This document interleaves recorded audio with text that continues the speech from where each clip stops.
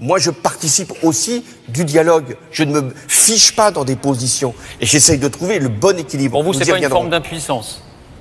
Discuter? Concerter? Céder à la rue? Non mais, où est-on? C'est pas céder à la rue. La rue, elle considère qu'il faut, pour une partie de ceux qui manifestent, qu'il faut retirer la loi. Elle ne sera pas retirée.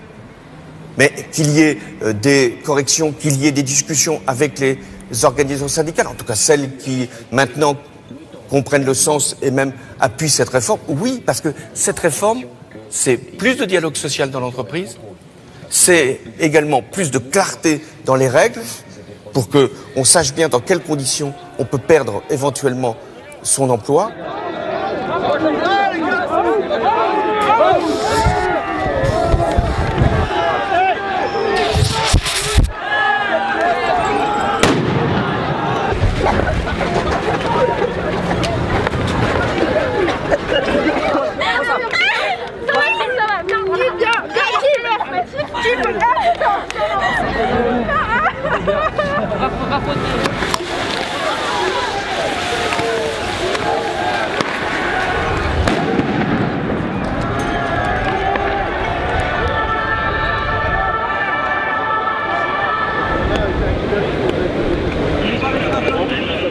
Le chef de l'État venait à peine de terminer de parler lorsque plusieurs centaines de militants de Nuit debout ont pris le chemin de l'Élysée pour crier leur mécontentement. Ils ne sont pas arrivés jusque-là, ils ont été détournés vers le nord-est de Paris et ça a dégénéré. Vous allez découvrir le résultat ce matin.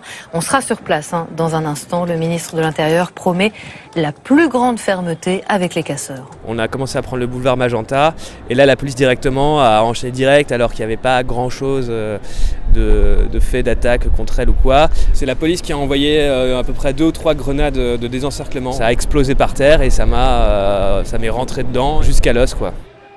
Par ailleurs, nous aurons à voter des lois de finances, des lois de financement de la sécurité sociale.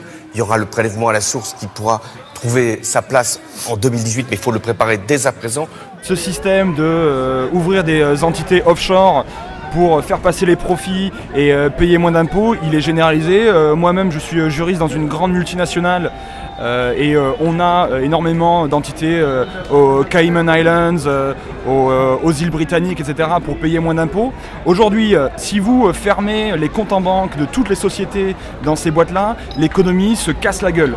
Et si l'économie se casse la gueule, vous avez des énormes boîtes comme EDF, comme Peugeot qui vont se casser la gueule, Total, et c'est des milliers d'emplois qui vont tomber. Donc aujourd'hui, les politiques, ils n'ont aucun pouvoir. C'est-à-dire que c'est l'économie, et c'est l'économie globale qui dirige le monde.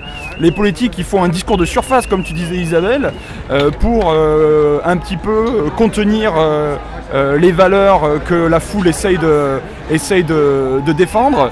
Et le problème est général. Aujourd'hui, si on ferme les Panama Papers, on a un réel problème dans l'économie. On va avoir énormément de licenciements. Des projets comme les projets d'urbanisme du Grand Paris, qui sont des projets à plusieurs milliards d'euros, ne peuvent pas se faire sans l'évasion fiscale. Donc c'est le système qui est basé sur une évasion fiscale et les politiques ne peuvent pas décemment téléphoner à EDF et leur dire d'arrêter cette évasion ou cette optimisation parce que les prix, au final le prix d'un projet comme le Grand Paris va être augmenté au moins de 30-40%. Et au final, c'est l'argent public qui va partir là-dedans. Donc on est bloqué parce que le système existe, il est tel qu'il est. L'économie fonctionne grâce aux paradis fiscaux. Donc il faut en sortir. Il faut sortir de ça.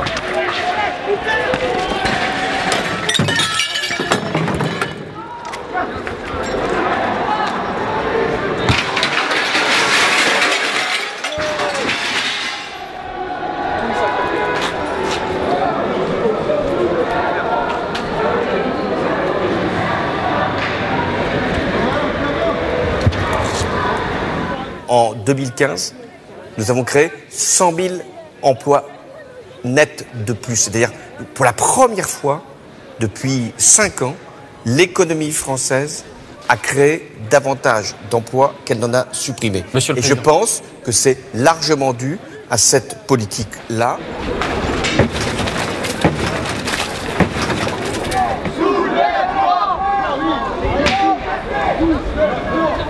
Et ce qui fait la force d'un président, c'est pas d'être indifférent, insensible, c'est au contraire de partager ses épreuves, mais en même temps de montrer que je tiens bon. Et si parfois il y a des critiques qui me blessent, ça peut arriver, j'ai le devoir de ne pas le montrer, pour que les Français pensent que je n'ai pas de doute sur le cap que j'ai choisi, même si j'entends tout ce qui se dit. Ce sera le mot de la fin. Merci. Merci à vous. Monsieur.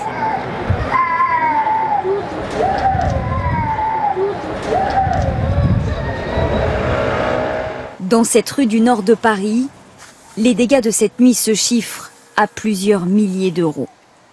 Des abribus, des vitrines, des voitures, des distributeurs saccagés. Dans le quartier, les habitants sont écœurés. Je veux également indiquer à ceux qui sont dépourvus d'idéal et qui sont animés par le seul instinct de la violence, qu'ils seront inlassablement interpellés et poursuivis par les forces de police et par la justice.